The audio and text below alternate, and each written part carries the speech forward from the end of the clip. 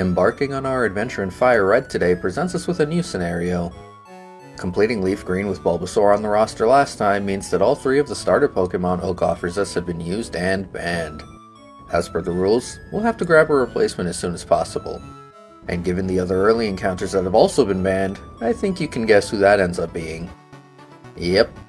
Virgil the Rattata is our de facto starter, and at level 3, the first thing we do is very cautiously train before anything else. I'm talking one battle before visiting the Pokémon Center levels of caution.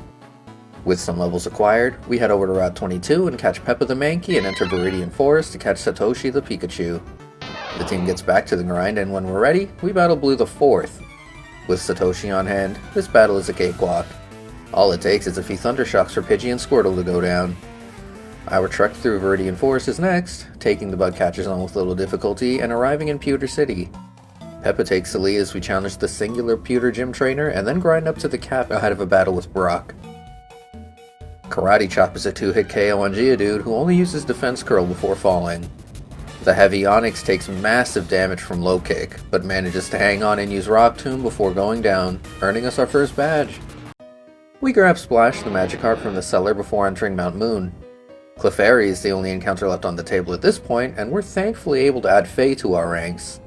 The cave helps the team grow some more. We grab the Helix Fossil again, and make it to the other side. Before challenging Blue the 4th again, the team pads their levels out on Route 4 and against Cerulean's gym trainers. Satoshi takes point again, defeating Pidgeotto with Thundershock and Quick Attack. Peppa's Karate Chop is an Oko on Rattata, and Faye double slaps the crap out of Abra. Mega Kick then hits Squirtle twice hard to KO and end the battle. Faye's got some killer legs, I guess. Defeating the plethora of trainers on the way to Bill's house nets the team a ton of XP, but we still have some grinding to do on Route 4 to hit the cap. The grind is uneventful until this happens. A full odd shiny Mankey! Holy shit! Shiny Claws lets me catch him, but Angie isn't going to throw hands in this challenge. Instead, I send this little guy up through the generations to Pokemon Violet. Angie is now my Terrorite King, a level 100 shiny Annihilate. The grind resumes, Virgil evolves into Raticate, and everyone except for Splash hits the cap. Time to see if we can clear Misty. Satoshi faces off against Staryu, and I pivot to Virgil and then Peppa before chopping Staryu down. 3 level up, and I pivot into and sack Splash when Starmie is sent out. Water Pulse could sweep the team, and a clean switch in makes all the difference here. Karmic Retribution strikes though, and Satoshi is OHKO'd by a crit Water Pulse after landing Thundershock. Well damn! Consider the lesson learned, no more sacking. Virgil takes over and is able to defeat Starmie with some Hyper Fangs, netting us a badge with 2 deaths added to the tally. On the way to Vermilion, we take the Rocket Grunt out, securing the Dig TM. Virgil gets too enthusiastic and kills the Meowth we encounter on Route 6, so I backtrack a bit to Route 5 and catch a Giovanni here instead. He trains to catch up before we move on to the Diglett Tunnel and catch Doug. We then tackle the trainers aboard the SSN and quickly get into a battle with Blue the 4th. Virgil defeats Pidgeotto easily with Hyper Fang and Quick Attack. Peppa Karate Chops Raticate and follows it up with a Mega Punch on Kadabra. I send Faye in to deal with Wartortle, spamming Minimize. Evasion doesn't do anything when we try to make use of it, so Water Gun drops us dangerously low. Virgil comes back out and is able to use Hyper Fang for the win. We grab our Cut HM, teach it to Doug, and let him go crazy on the Vermilion Gym trainers. The team then trains on Route 11's trainers, and we get a battle with Lieutenant Surge underway. Magnitude is used a total of 4 times to take out Voltorb, Pikachu, and Raichu for the win. Thanks for keeping things simple, Surge. As we make our way through our list of items to acquire and head to the Rock Tunnel, Doug evolves into Dugtrio. Doug then promptly dies. Wait, what? I knew your defenses were low, but come on man, it was just a Machop. This leg's starting to feel a bit cursed. I didn't think sacking a Pokemon would be received so poorly by the universe. Reduced to 4 members, the team cautiously heads through the Rock Tunnel. Things are going well, until Peppa is taken out by hiker Oliver's Geodude. What the shit? We haven't lost anyone to your run-of-the-mill trainer to this point, and now it happens twice? Flex the Machop is found and caught, and he takes Peppa's place as we make it to Lavender Town on the other side. I make a beeline for Route 8 in order to find and catch Bond the Growlithe. Adding him to the team will be a huge help for our eventual battle with Erica in Celadon City. And, like clockwork, we make our way to the game corner to strike it big and power the team up. With the acquisition of so many TMs, most notably Flamethrower, I also grab a Firestone and immediately evolve Bond into Arcanine. Bond then lights the Celadon gym trainers ablaze, and we head back to Route 8 to train. It is here that Faye falls to a combination of crits and poison chip damage. Death number 5. Jeez. Giovanni evolves into Persian, and the team heads into the rocket hideout to continue their training. We don't completely clear them out before the team is ready to face Erica, so we put that on hold for now. No one on Erica's team can stand up to Bond, and Flamethrower OHKOs all 3 of her Pokemon for a flawless victory. The disparity between our recent gym performances and regular trainer battles is comedic at this point. We head back into the rocket hideout and challenge Giovanni for the Silph Scope.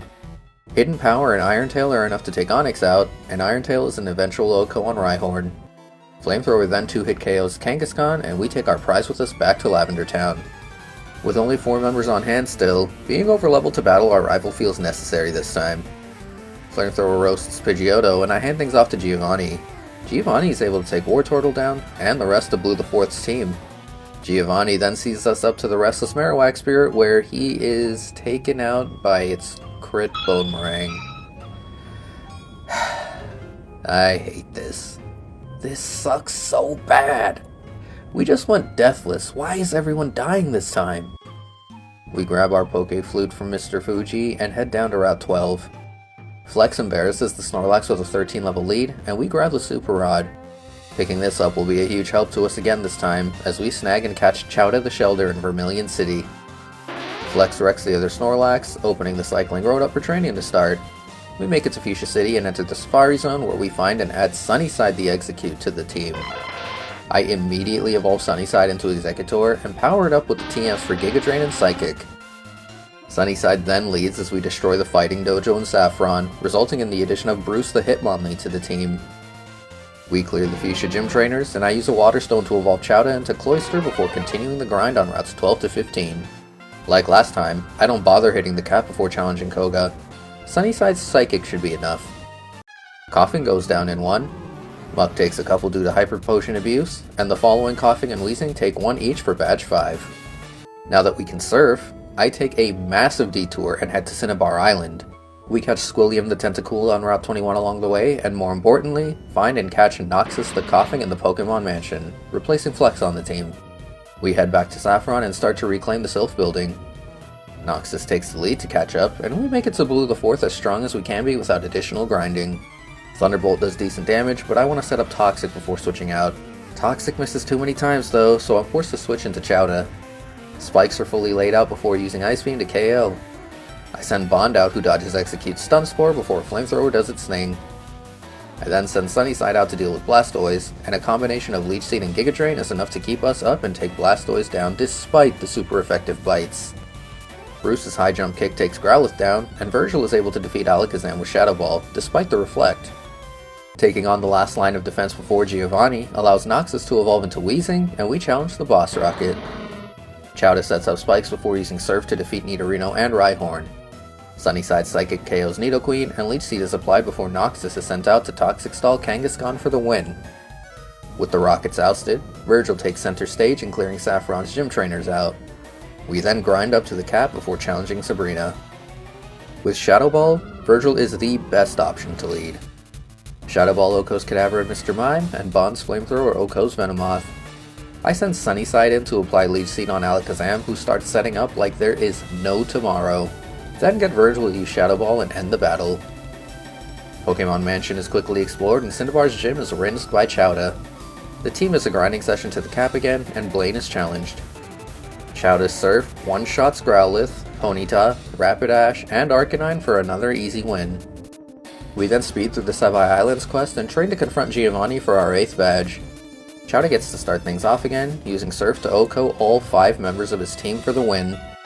Without even healing, we head to Route 22 and get our battle with Blue the 4th underway. Chowda lays the Spikes down, and I send Noxus into Toxic Stall Pidgeot, using Thunderbolt to speed things up. Alakazam is sent out next, and is so frail that the Spikes and Sludge take him out. Growlithe falls the same way, and I send Sunnyside in to defeat Rhyhorn and take Blastoise on, dropping him low. Bite's damage output and the flinch chance lead me to send in Bond though, who uses extreme speed to finish it off. After the spikes, Bite is enough to take Execute out. Victory Road is conquered and the team is trained up to the cap, and we're ready to take the Elite Four on for the 10th time. The team is solid, but I'm definitely entering this final stretch on the back foot. We're already 6 deaths deep, so I want to play it safe and avoid that number increasing any further. It's go time. Bruce leads against Lorelei and gets the Oko with high jump kick after using bulk up twice. Slowbro takes huge damage from Earthquake, but because it uses Yawn, I'm forced to send Sunnyside in. Lorelei heals Slowbro up, but a crit Giga Drain takes it out immediately after. Bruce returns to the field when Lapras is sent out, and 2 high jump kicks take it out. I expected another full restore there, but I'll take it. Sunnyside is able to KO Cloyster with Giga Drain after Hail is set, and Bond handles Jinx with Flamethrower, dodging Lovely Kiss. Next, Bruno. Sunnyside is the perfect mon to use here. Giga Drain Oko's Onix and Psychic Goko's Hitmonchan. Hitmonlee outspeeds and uses Mega Kick and Psychic Goko's. Giga Drain on Onix number 2 offsets the damage we took, and Psychic Goko's Machamp.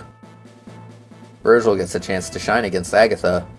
Shadow Ball eventually KOs Gengar, and Return does big damage to Golbat before we're confused.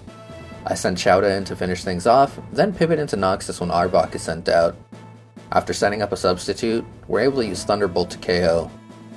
Haunter keeps trying to use Hypnosis while we chip away at it and take it out. The ace Gengar is last, and its Shadow Ball breaks our sub while we use Thunderbolt.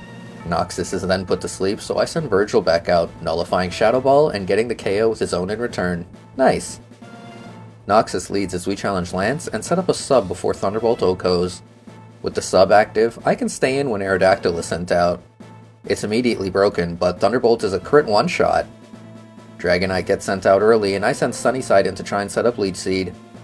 Outrage wrecks our shit, and Leech Seed misses, so I send Bond in.